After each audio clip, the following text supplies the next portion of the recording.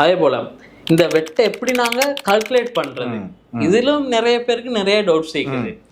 இந்த வெட்டை ரெஜிஸ்டர் ஆகிற மூலமா நான் மட்டுமே என்ன பிசினஸ்ல இருந்து பெரிய ஒரு டெக்ஸ் பே பண்ண வருமா கவர்மெண்ட்டுக்கு, இப்படி ஒரு பயமும் இருக்குது. அகில், இந்த விஷயம் ஜென்ரலாக ஒரு பிஸ்னஸ் செய்யல வெட் அப்ளிகபிள் பர்சன்டேஜ் வந்து 18%. இப்போ நான் சொன்னேன் தானே வேல்யூ அடிஷனுக்கு செய்கிற டேக்ஸ் ஒன்றுன்னு சொல்லி, வேல்யூ அடிஷனுக்கு நான் பே பண்ணுற டேக்ஸ். அப்போ கொஞ்சம் லேஸ் ஆகிறதுக்கு நான் உதாரணம் ஒன்று சொல்வேன் உங்களுக்கு. இப்போ சொல்லுவேன், இந்த பேனா இருக்கு, இந்த பேனாவை நான் கீழன் கம்பெனி உங்களோட கம்பெனியில் இருந்து இஃப்திகாரன் கம்பெனிக்கு நான் வாங்குறேன். இப்போ நீங்கள் தான் இதை எனக்கு சேல் பண்ணுறீங்க. அப்போ நான் அக்கீல்கிட்ட இந்த பேனாவை வாங்கிக்க 100 rupeesக்கு நான் வாங்குறேன். 100 rupeesக்கு வாங்கல இப்போ என்ன அசம்ஷன், நீங்கள் என்ன அசம்ஷன் சொன்னால், நீங்கள் வந்து வெட்டுக்கு லைபிள், நானும் வெட்டுக்கு லைபிள். உங்களோட annual turnover, உங்களோட annual sales, அக்கீல்டஸ் annual sales வந்து 36 million பார்க்க கூட, ஏண்ட annual turnover வந்து 36 million பார்க்க கூட. அந்த நிலைமையில் நான் உங்கள்கிட்ட இந்த பேனாவை வாங்கிக்க நீங்கள் கட்டாயம் எனக்கு டேக்ஸ் இன்வாய்ஸ் வந்து தரணும். ஏன்னா நீங்கள் வெட்டுக்கு ரெஜிஸ்டர் ஆகிருப்பீங்க. இப்போ நீங்கள் வெட்டுக்கு ரெஜிஸ்டர் ஆகணும் 36 million பார்க்க கூடன்னு சொன்னோம். நான் உங்கள்கிட்ட இந்த பேனாவை வாங்கிக்க நான் 100 ரூபாய்க்கு வாங்குறேன், நீங்கள் வெட்டோன்னு என்கிட்ட சார்ஜ் பண்ணுவீங்க 18 ரூபா. அப்போ நான் டோட்டலாக உங்களுக்கு எவ்வளோ கொடுப்பேன்? 118 ரூபாய். இந்த பேனாவை நான் வந்து என் கஸ்டமருக்கு விற்பேன்.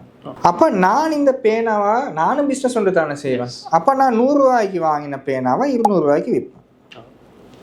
200 ரூபாய்க்கு விற்கையில் இதுலுக்கு 36% சேர்த்து 236 ரூபாய்க்கு நான் விற்பேன். இன்னொருத்தருக்கு சொல், நான் இன்னொரு கம்பெனிக்கு விற்கிறேன்னு சொல்லி 236 ரூபாய்க்கு தான் நான் விற்பேன். ஏன்னு சொன்னால் அந்த 200 ரூபான்ற பேஸ் வேல்யூவுக்கு 18% வெட்டுன்றை வந்து 36 ரூபா வரும். அப்போ ஏண்ட டோட்டல் இன்வாய்ஸ் வேல்யூ வந்து 236 ரூபா. அப்போ நான் உண்மைக்குமே இந்த 36 ரூபான்றதை வந்து ஏண்ட கஸ்டமர்கிட்ட நான் கலெக்ட் பண்ணியிருக்கிறேன். விளங்குச்சு?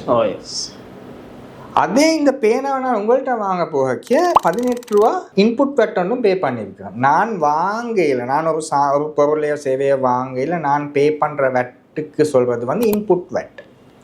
அதே நான் ஒரு பொருளை அதே பொருளை விற்க நான் கலெக்ட் பண்ணுற வெட்டுக்கு சொல்வது வந்து அவுட்புட் வெட். அப்போ என் டோட்டல் அவுட்புட், என் சேலால் நான் எனக்கு கிடைச்ச அவுட்புட் வெட் வந்து 36 ரூபா.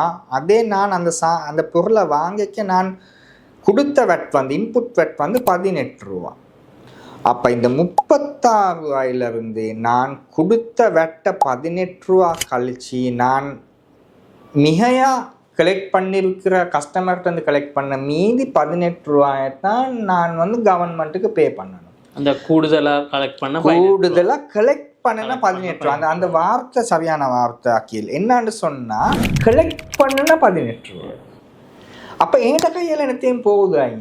என்கிட்ட கையால் என்னத்தையும் போகுதா? இல்லை. அப்போ இங்கின்னு நினைக்கிற அளவுக்கு பயப்பட தேவையில்ல. சரியாக செஞ்சா அதுதான் மிஸ்டேக். இந்த இடத்துல தான் சரியான பாயிண்ட். இந்த 36 ரூபா தான் எல்லாரும் யோசிக்கிறாங்க. இந்த மொத்த 36 ரூபாவையும் நான் மட்டும் வேணும் பிஸ்னஸ்லேருந்து கவர்மெண்ட்டுக்கு பே பண்ணணுமா? அதுதான் இருக்க நிறைய டவுட். சரியா சொன்னீங்க. அப்படி இல்லை. அந்த 36 ரூபாயில் 18 ரூபாயை கழிச்சு தான் நீங்கள் வந்து பே பண்ணணும். என்ன விஷயம், 18 ரூபாயை கழிக்கிறதுக்கு நான் உங்கள்கிட்ட வாங்கிக்க உங்கள்கிட்ட சரியான டேக்ஸ் இன்வாய்ஸ் ஒன்று நான் எடுத்துருக்கோம். நீங்கள் எனக்கு டேக்ஸ் இன்வாய்ஸ் இஷ்யூ பண்ணி இல்லாட்டி எனக்கு அந்த 18 ரூபாயை கழிக்க இயலாம். நான் அந்த 36 ரூபாய்க்கு கட்டியே ஆகணும். இப்போ நான் வந்து டேக்ஸ் இன்வாய்ஸ் ஒன்று இஷ்யூ பண்ணேலும் நான் விற்கிற பர்சன் வந்து டேக்ஸ் ரெஜிஸ்டர்டாக இருந்தா இல்லை, நான் என் கஸ்டமர்களுக்கு தான் விற்கிறேன். சும்மா என்னையமாக பொது குடிமகன் ஒன்றுக்கு விற்கிறேன் ஒரு பொருளை. நான் போயிட்டு கடையில் ஒரு சாமான் வாங்குறேன், ஒரு பொருளை எடுக்கிறேன். அவர் எனக்கு டேக்ஸ் இன்வாய்ஸ் தான் எனக்கு கேட்கலவே.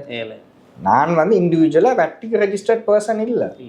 நான் ஒரு தனி மனுஷன், சாதாரண குடிமகன். அப்போ சரியா நினைவு வச்சுக்கோங்க, எனக்கு டேக்ஸ் இன்வாய்ஸ் இஷ்யூ பண்ணலாட்டியும் நான் வாங்குற ஒவ்வொரு பொருளுக்கும் வெட் ஒன்று இருக்கு.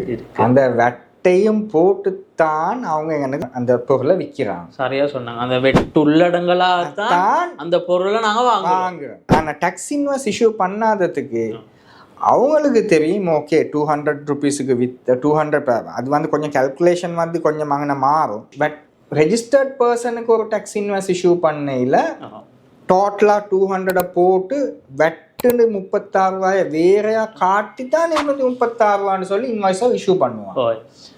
ஆனால் அதே நேரத்தில் வெட் ரெஜிஸ்டர்ட் பர்சன் இல்லாத ஒருத்தருக்கு நார்மலாக இன்வாய்ஸ் இஷ்யூ பண்ணையில் டோட்டல் வேல்யூவே 236 ரூபான்னு தான் இருக்குமே ஒழிய வெட்டுன்னு 36 ரூபா காட்டிருக்க மாட்டான்.